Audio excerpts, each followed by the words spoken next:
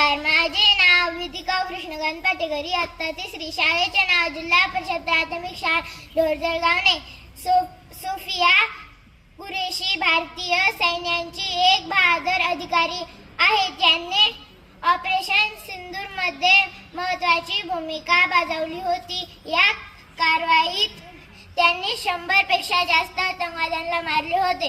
Sofia यांनी सिद्ध केले की महिला कोणतेही आव्हान पूर्ण करू शकतात आणि सेना दलात सुद्धा महत्त्वपूर्ण देऊ शकतात. या कामगिरीबद्दल त्यांना सेना मेडल व विशिष्ट सेवा मेडल देऊन सन्मानित केला. एवढे बोलून मी माझे 2 शब्द संपवतो. जय हिंद, जय भारत.